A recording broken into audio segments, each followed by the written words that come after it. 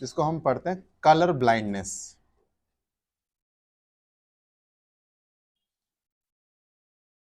And मैं बता दूं ये बीमारी नहीं है। पहली बात इसमें होता है क्या, पहले समझ लेते हैं कि what is colour blindness. Colour को लेके ब्लाइंड है ये, मतलब हम लोगों को सारे कलर दिखते हैं बिकॉज हमारी आईज में जो रेटिना की जो लेयर है, उस रेटिना की लेयर में सेल्स पाए जाते हैं जिनको आप कॉन्स बुलाते हो। तो कॉन्स एक ऐसे सेल्स हैं जो आपको कलरफुल विजन दिखाने का काम करते हैं। तो कौन सेल्स आपको क्या दिखाते हैं, कलर दिखाते हैं। और कौन सेल्स हमारे पास तीन तरह के होते हैं, रेड, ब्लू और ग्रीन। कौन सा होगा, रेड, ब्लू और ग्रीन। तो ज्यादा स्टिमुलस मिला, इनको स्टिमुलस कम मिला, तो यहां पर एक ब्लू की शेड में कोई कलर आएगा।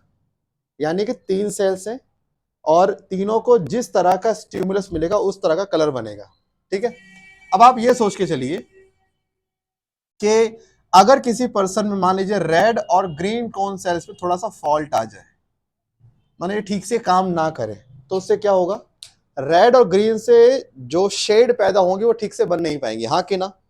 तो अल्टीमेटली जिन लोगों में कौन सेल्स ठीक से काम नहीं करते, उन लोगों में क्या देखा जाता है, वो एक पेयर ऑफ कलर या मोर देन ऑफ दिट, मतलब more than of this pair of colour या इससे ज्यादा के केस जो बन सकते हैं। तो अगर एक पर्सन को कलर ब्लाइंडनेस है, दैट मींस वो पर्सन एक पेयर ऑफ कलर को डिस्टिंग्विश नहीं कर सकता। एक बहुत कॉमन सा एग्जांपल दे रहा हूं मैं, रेड ग्रीन का सबसे कॉमन यही वाला है। रेड ग्रीन कलर ब्लाइंडनेस का मतलब ये होता है, इस पेशेंट के सामने रेड और ग्रीन कलर रख दोगे तो ये नहीं बता सकता कि रेड कौन सा ग्रीन कौन सा है। इसको दोनों सेम लग रहे होंगे, लेकिन आप सोचो मैं रेड और ब्लू का बोलूं, बता देगा ये ब्लू है, दूसरे वाला जो बचा क्या होगा आपका, इसको रेड नहीं दिखेगा वो। बट ऑब्वियस ही बात है यार, रेड और ग्रीन उसको सेम शेड में दिखते हैं, ग्रे कलर नॉर्मली जो लोग बोलते हैं ग्रे कलर बोलते हैं, कि इनको दोनों कैसे दिखेंगे, ग्रे कलर में। अब आप ये सोच लीजिए, रेड आपने कहा है बंदे से कि देख रेड और ब्लू है ये दोनों में से, अब तुझे बता रेड कौन सा ब्लू कौन सा, तो उससे रेड कैसे दिख रहा होगा, ग्रे। और ब्लू तो ब्लू दिख रहा होगा, तो जो ब्लू ब्लू दिखेगा क्या बोलेगा, ये है ब्लू, और ये वाला क्या होगा तेरा, वो ये बोलेगा ये वाला ब्लू, लेकिन ये वाला तेरा रेड होगा। मतलब वो रेड नहीं ढूंढेगा, पहले क्या ढूंढेगा, दूसरा कलर ढूंढेगा, ब्लू, जो उसे दिख रहा है कलर।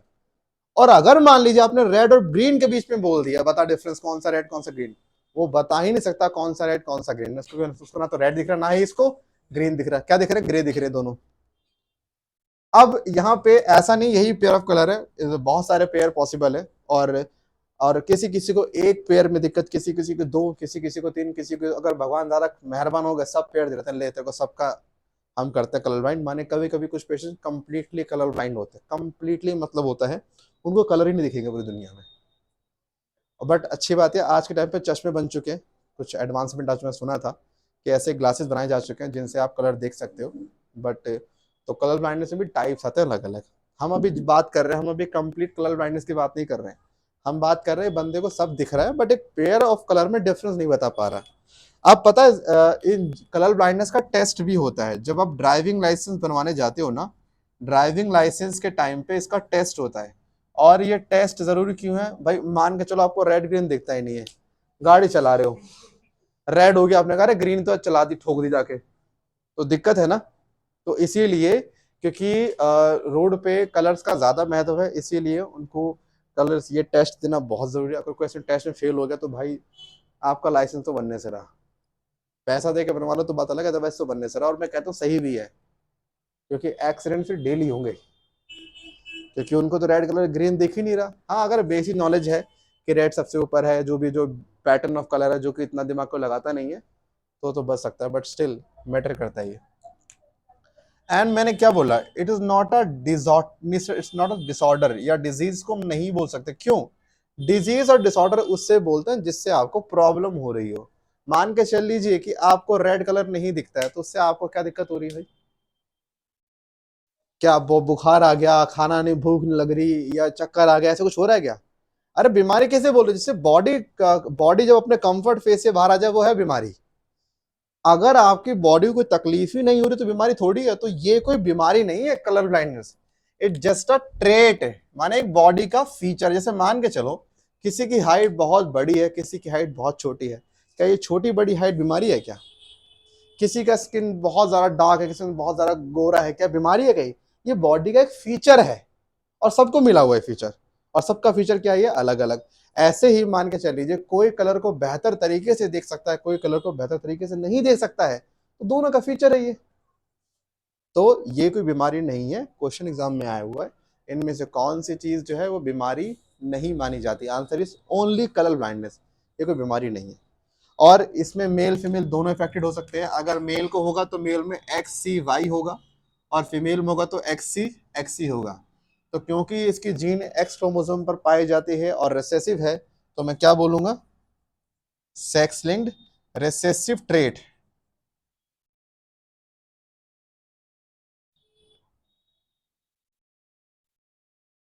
ठीक है, तो यहां पर तुम्हारा हो गया कलर ब्लाइंडनेस। अब हम एक और पढ़ लेते हैं, ये थोड़ा बेटर है। नाम है थैलेसीमिया, एंड सुनो, दिस इज AR डिसऑर्डर। और आपके एनसीईआरटी में सारी AR डिसऑर्डर ही आपने पढ़नी है। क्यों है? इनकी जीन 11वें और 16वें क्रोमोसोम पे पाई जाती है। तो 11वां और 16वां क्रोमोसोम कौन सा हो गया? ऑटोसोम, इसीलिए ऑटोसोमल रिसेसिव हो गया। मैं आपको बताऊं, थैलेसीमिया दो तरह का होता है। एक होता है अल्फा थैलेसीमिया और एक होता है बीटा थैलेसीमिया। डेल्टा भी होता है, लेकिन डेल्टा हमें नहीं होता, मतलब रेयर ही होता है। अल्फा बीटा एंड दो तरह का हमारा होता है थैलेसीमिया। सुनना कैसे? हम लोगों के पास, अच्छा थैलेसीमिया का मतलब तो जान लो, हीमोग्लोबिन के चैन अगर आपकी बॉडी में कम बनने लग जाए, इस बीमारी को थैलेसीमिया कहते हैं। और जिनको थैलेसीमिया होता है उनकी बॉडी में क्या कम होगा? हीमोग्लोबिन। बस, अब इसे दिक्कत सुनना, यानी कि लिखूंगा रिड्यूस फॉर्मेशन ऑफ हीमोग्लोबिन। अब हीमोग्लोबिन में दो चैन होती हैं, एक होती है अल्फा और एक होती है बीटा। अगर मान लीजिए किसी की बॉडी में अल्फा चैन ना बन रहा, तो अल्फा थैलेसीमिया। मान के चल लीजिए अगर किसी की बॉडी में बीटा चैन नहीं बन रहा, तो बीटा थैलेसीमिया। मतलब जो चैन नहीं बनेगा उस तरह का थैलेसीमिया। और ऑब्वियस सी बात है, अल्फा नहीं बनेगा तो बीटा ज्यादा हो जाएगा अपने आप, और बीटा नहीं बनेगा तो अल्फा ज्यादा हो जाएगा, है कि नहीं? मान के चलो कि हमारी बॉडी में 100 चैन होती है अल्फा के, 100 बीटा की। अगर 100 चैन अल्फा के नहीं बन पाए, 50 बन जाए, बीटा पूरी बने 100 के 100, तो 100 50 के सामने ज्यादा हुई कि नहीं हुई? तो अगर अल्फा कम तो बीटा ज्यादा, बीटा कम तो अल्फा ज्यादा। ये वाला जो केस है, this is non age thalassemia. Spelling देख लेना भाई तुम लोग। इसको बोलते थैलेसीमिया माइनर, इसको बोलते हैं थैलेसीमिया मेजर। बताऊंगा क्यों बोलते हैं मेजर माइनर। ये वाला थैलेसीमिया लेस डेंजरस है, इससे कोई इतनी चिंता करने वाली बात नहीं है। ठीक है, and this is highly dangerous. क्यों होता है बता रहा हूं मैं आपको। मान के चलो, राशि चलते एग्जांपल ले लेते हैं। मान के चलो कि राशि का नाम रखते हैं हम लोग अल्फा, और इसकी बड़ी छोटी बहन का नाम है खुशी। बड़ी छोटी बहन का नाम वही तो हुआ ना। तो ये अल्फा चैन और बीटा चैन। अब किसी दिन क्या होता है कि इसकी तबीयत थोड़ी सी खराब होती है, तो उससे कहते हैं भाई काम कर, मेरा काम तो कर दे, आज घर का काम इनका बटा हुआ है कि देख मैं पोछा मारूंगी, झाड़ू मारूंगा, तो कपड़े बर्तन धो दियो। ठीक है, मान लेते हैं कि मम्मी पापा गाँव गए हुए हैं और ये नहीं अभी, तो घर पे इनको करना है। और नहीं, मम्मी तो है घर पे, क्योंकि कूटना तो जरूरी है ना बच्चों को। तो अब क्या है, दोनों का काम बटा हुआ है। इसकी तबीयत थोड़ी सी खराब हुई, उसने कहा मैं आज काम नहीं कर सकती, तो उसने कहा कोई बात नहीं, तेरा काम मैं कर दूंगी। तो उसने इसका काम किया, यानी अल्फा ने काम थोड़ा सा कम नहीं किया, तो बीटा ने कर दिया उसका काम। It's okay. अब एक दिन क्या हुआ, इसकी बड़ी छोटी बहन की थोड़ी सी तबीयत खराब होगी, उसने कहा देख मैं आज नहीं कर सकती काम, तू कर दे मेरा काम। इसको कायदे से क्या करना चाहिए था? काम करना चाहिए था। घर पे गई, मम्मी को बोला बहाने मार रही देखो, और बेचारी को पिटवा दिया। यानी एक तो उसने काम नहीं किया, नहीं किया चलो ठीक था, पिटवा काहे दिया उसको। यहां पर होता है अल्फा चैन जब काम नहीं कर रहा, तो बीटा कहता है मैं तेरा काम कर लूंगा, चिंता मत कर। तो इसलिए इसमें कोई दिक्कत तो नहीं है। यहां पे सुनना, जब बीटा नहीं कर रहा तो अल्फा को करना चाहिए ना काम बीटा का, अल्फा नहीं करेगा। अल्फा उल्टा जाएगा आरबीसी के मेम्ब्रेन पे चिपक जाएगा और आरबीसी के मेम्ब्रेन पे कट मार देगा, और आरबीसी की मेम्ब्रेन अगर रप्चर हो जाएगी तो आरबीसी क्या हो गई, डिस्ट्रॉय। मतलब अल्फा आरबीसी तबाह कर देता है, और आरबीसी डिस्ट्रॉय तो कौन सी कंडीशन, एनीमिया, माने आरबीसी खत्म होगी इस पर्सन की, यानी ब्लड का लॉस होगा इसमें बहुत ज्यादा, मतलब ब्लड की सख्त कमी फील होगी ऐसे पर्सन में। देखो कितना खराब है बीटा अल्फा। अरे उसका काम कर लेता है, करे नहीं। और जनरली ज्यादातर यही कॉमन है थैलेसीमिया का, ये तो कहीं इक्का दुक्का मिल जाए, पता क्यों मिलता है, सुनो। पहली बात, अल्फा थैलेसीमिया होने के लिए 2 जीन चाहिए। कितने जीन चाहिए, 2 जीन। और इसमें से इन दोनों जीन का नाम है HbA1, HbA2, और ये जीन्स पाई जाती हैं ऑन 16th क्रोमोसोम। कहां पाई जाती है, लेकिन बीटा थैलेसीमिया होने के लिए we need only a single gene, एक ही सिंगल जीन चाहिए, और इस सिंगल जीन का नाम है HBB, और ये जीन पाई जाती है 11वें क्रोमोसोम पे। अब दिमाग लगा लो हल्का सा, के लेट सपोज के एच बीटा होने के लिए सिर्फ एक जीन चाहिए, अल्फा होने के लिए 2 जीन चाहिए, कौन सा केस ज्यादा कॉमन होगा भाई, एक जीन में डिफेक्ट आना इज क्वाइट पॉसिबल, 2 जीन में डिफेक्ट आना थोड़ा सा मुश्किल लग रहा है, हाँ कि ना। और हाँ, इन दोनों में डिफेक्ट आने के बाद ये बंदा बीमार ना हो, क्यों, रिसेसिव है भाई, मतलब इसके सामने एक पेयर और है ना, यानी यहां भी डिफेक्ट आना चाहिए और यहां भी डिफेक्ट आना चाहिए, यहां भी डिफेक्ट और यहां भी। जब इन पेयर पे, इन दोनों पॉइंट पे डिफेक्ट आएगा तभी तो बंदे को बीमारी होगी ना। उसके केस में क्या है, पेयर इसका भी है। अब सुनो, एक पेयर में डिफेक्ट आना, 2 पेयर में डिफेक्ट आना कहां पे ज्यादा कॉमन है, एक पे ज्यादा कॉमन है ना।